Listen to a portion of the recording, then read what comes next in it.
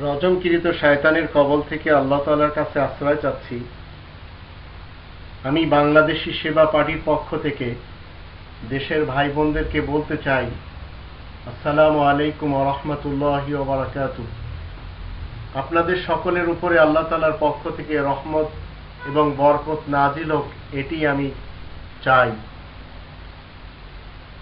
বাংলাদেশি সেবা পার্টি সত্যের রাজনীতি করতে চায় এবং সেই রাজনীতিতে তারা আপনাদের সকলের সাপোর্ট চায়। আমি আপনাদের সামনে দেশের আমাদের যে করুণ অবস্থা এখন আমরা দেখছি, এই রমজান মাস 2015 সালে দুটি আয়াত আপনাদের সামনে আমি রাখব। আমি আপনাদেরকে বলবো না যে এই দুটি আয়াত আমাদের সরকার মেনে সেই মতে ফায়সালা করুক, কিন্তু বাংলাদেশি সেবা পার্টির একটি আশা রয়েছে, কখনো সৎ লোকেরা যদি ক্ষমতায় বসে তাহলে তারা এই দুটি আয়াত নিয়ে চিন্তা করবে এবং সেই মতে তারা বাংলাদেশের সংবিধানে যেমন কোরআনের অনেকগুলি কথা রয়েছে, সেই সাথে এই দুটি আয়াতও সেখানে সংযোজন করা যাবে। কোরআনে আল্লাহ রাব্বুল আলামিন ফায়সালা দিয়েছেন 4 নম্বর সূরা নিসা এর আয়াত নম্বর 18। এখানে আল্লাহ বলছেন, ওয়ালাইসাতি তাওবাতু লিল্লাযিনা ইয়ামালুনা সাইয়্যাত হাত্তা ইযা হাদারা আহাদাহুমুল মাউত ক্বালা ইন্নী তুবতু আন ওয়ালাল্লাযিনা ইয়ামুতুনা ওয়া হুম কুফফার উলাইকা আ'তাদনা লাহুম আযাবান আলীমা।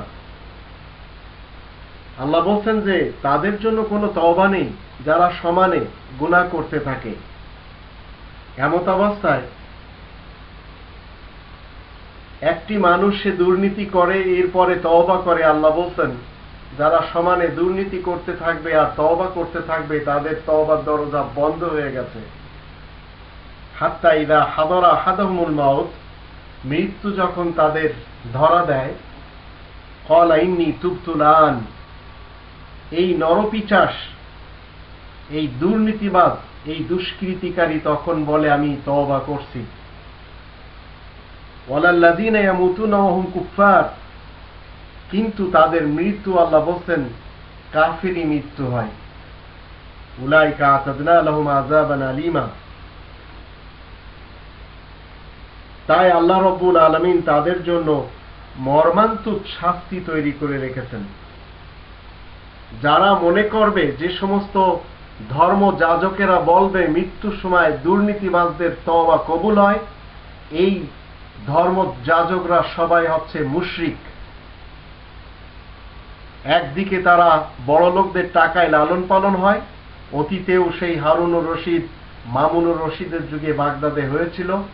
তারা বলতো আসুলতানু জিল্লুল্লাহি ফিল আরদ, সেই ইবলিস এবং শয়তান সিফাতের সেই মুশরিক বক্তারা তৎকালীন সময় এই কথা বলতো যে দেশ প্রধান হলো আল্লাহ তাআলার ছায়া।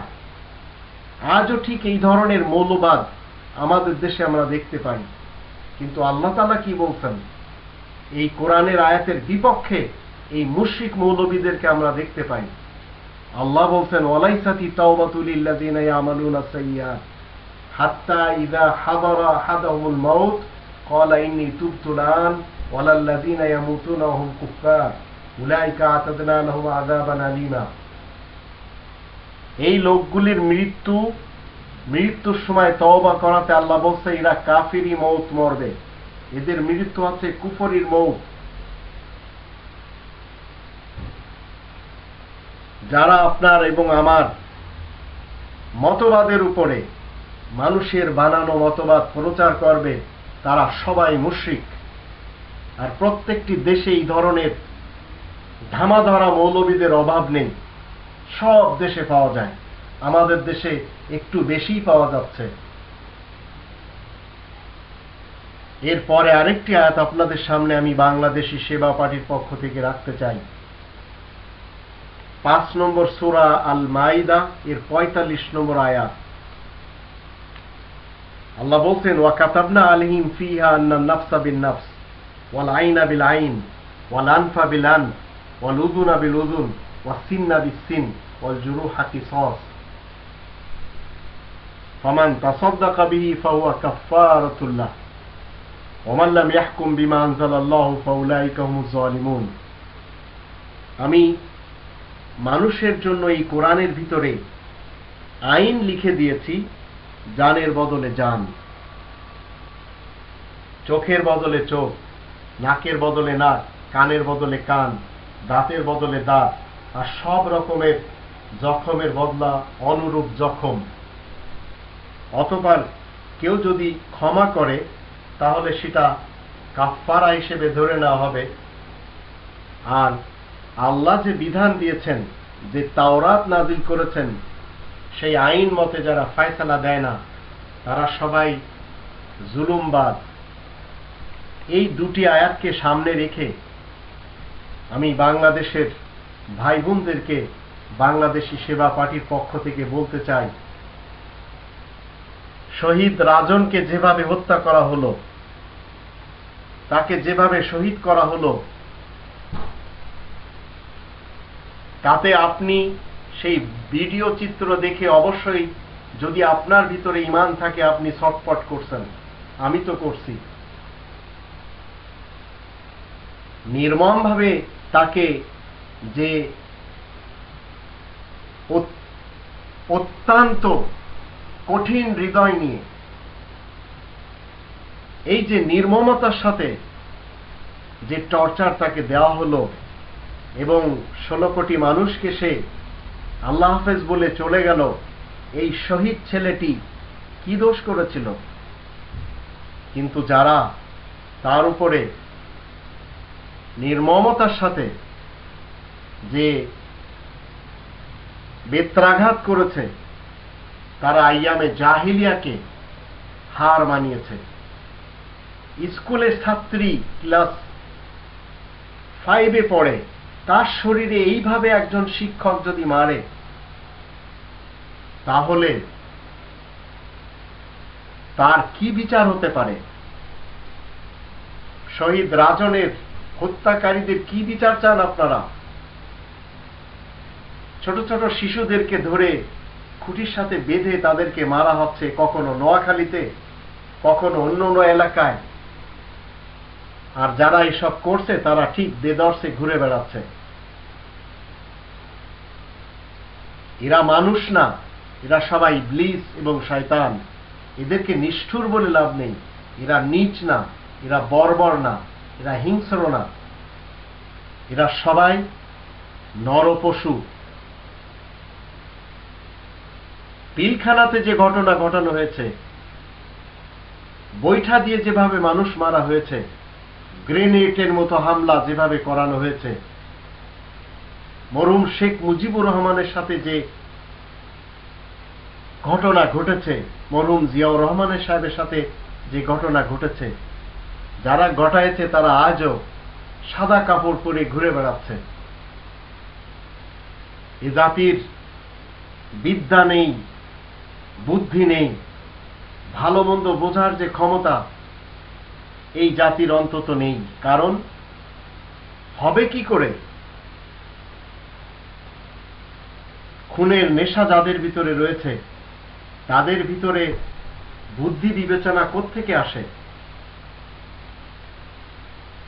দেশ যেখানে মানুষ মরছে, সেখানে আপনি উন্নতির গ্যারান্টি দিচ্ছেন, সেখানে বড় বড় কিছু অট্টালিকা প্রাসাদ তৈরি করা হচ্ছে। লাভ কি তাতে? যেখানে মানুষ বসবাস করবে, সেই মানুষই যদি সেখানে নিরাপদে না থাকে, তাহলে এই দেশ পৃথিবীর ইতিহাস থেকে মিটে যাবে এবং এই দেশ হবে সেই আইয়ামে জাহিলিয়াতের সেই লোকদের চারণভূমি। বর্বর জাতির দেশ হবে। কোরআনের ফয়সালা আপনাদের পছন্দ না, সমস্যা নেই। দেশের সংবিধান মতেও তো, আইন মতেও তো ফয়সালা দেওয়া যেতে পারে, কিন্তু একটার পর একটা খুন হয়ে যাচ্ছে। মা বোনদের ইজ্জত যে দেশে মাহফুজ নেই, যে দেশে সুনাগরিক তৈরি করার কোনো সুপরিকল্পিত প্রচেষ্টা নেই, যেখানকার শিক্ষাঙ্গনে নকলে ছড়াছড়ি, যে দেশে বোনদের কোনো ইজ্জত নেই, যেখানে ইচ্ছা সেখানে তাদেরকে ধর্ষণ করা হচ্ছে, যেভাবে এই প্রজন্মকে ধ্বংসের দিকে ঠেলে দেওয়া হচ্ছে বিভিন্ন মিডিয়ার মাধ্যম দিয়ে, এই দেশ কিভাবে গর্ব করবে বিশ্বের সামনে? বাংলাদেশি সেবা পার্টি শুধু শহীদ রাজনের খুনিদের বিচার চায় না, এদেশে যারা নির্মমভাবে মানুষকে মারছে, যারা বিনা কারণে মানুষকে খুন করছে, হত্যা করছে, শরীরে আঘাত দিচ্ছে, তাদের সকলের বিচার সুষ্ঠু আইন মতে হওয়া দরকার, সেটা বাংলাদেশি সেবা পার্টি চায়। সে হোক কোনো বিশ্ববিদ্যালয়ের শিক্ষক, সে হোক কোনো কবি, সে হোক কোনো লেখক, বুদ্ধিজীবী, সাংবাদিক, সাহিত্যিক, রাজনীতিবিদ, যাদের ভিতরে মানুষকে মারার জন্য উস্কানি দেওয়ার স্পৃহা রয়েছে, তাদের সকলকে বিচার হোক এই মাটিতে। বাংলাদেশি সেবা পার্টি সেটা চায়। যারা অশ্লীলতাকে সমানে প্রয়োগ দিয়ে যাচ্ছে, যারা অনৈতিক কথাবার্তা বলছে, যারা মানুষকে খুন করছে, সন্ত্রাসী করছে, চাঁদাবাজি করছে, দুর্নীতি করছে, তাদের সকলের শাস্তি বাংলাদেশি সেবা পার্টি চায়। যারা ধর্ষণ করবে, নির্যাতন করবে, তাদের ভয়ানক শাস্তি হোক, সেটা আমি বাংলাদেশি সেবা পার্টির পক্ষ থেকে চাই। দেশের মানুষ, আজ রমাজানের মাস, এই রমাজান মাসে কারোর হাত পা কেটে দেওয়া হচ্ছে, কান কেটে দেওয়া হচ্ছে, খুঁটির সাথে বেঁধে নির্যাতন করা হচ্ছে, কাউকে দুনিয়া থেকে চিরবিদায় দেওয়া হচ্ছে, স্কুলের ছাত্র ছাত্রীদেরকে অন্যায়ভাবে মারা হচ্ছে, তাদের শরীরে আঘাত করা হচ্ছে। বাংলাদেশ এই জন্যই হয়েছিল?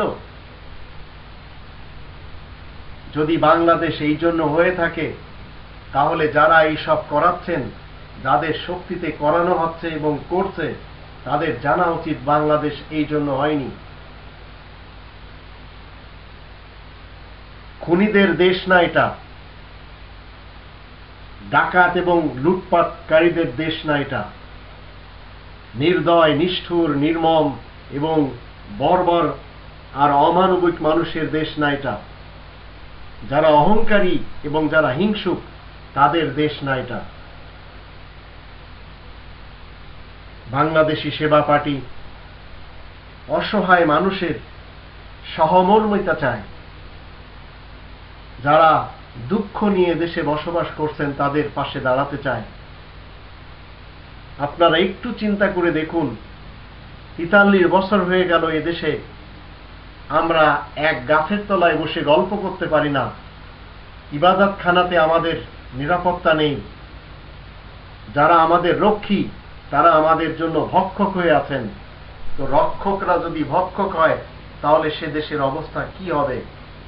বাংলাদেশি সেবা পার্টি আপনাদের সকলকে জিজ্ঞেস করতে চায়, আপনাদের বিবেকের কাছে একটু জিজ্ঞেস করুন, আল্লাহ তাআলার এই দুটি আয়াত, এই আয়াত দুটির উপরে যদি আমল করা হয়, তাহলে শুধু বাংলাদেশে না, পৃথিবীর সবখানে মানুষ নিরাপদে, নিরাপত্তায় এবং আনন্দে জীবন কাটাতে পারে। যিনি আমাদের সৃষ্টি করেছেন, তার বিধান ডিঙ্গিয়ে আপনি যত বিধানই মানেন না কেন, কখনো আপনি আমি রাজা হয়েও প্রজাদেরকে শান্তি দিতে পারবো না। আমাদের সবাইকে একটু চিন্তা করা দরকার। আল্লাহ আমাদের সহায় হন। জয় বাংলা, বাংলাদেশ জিন্দাবাদ।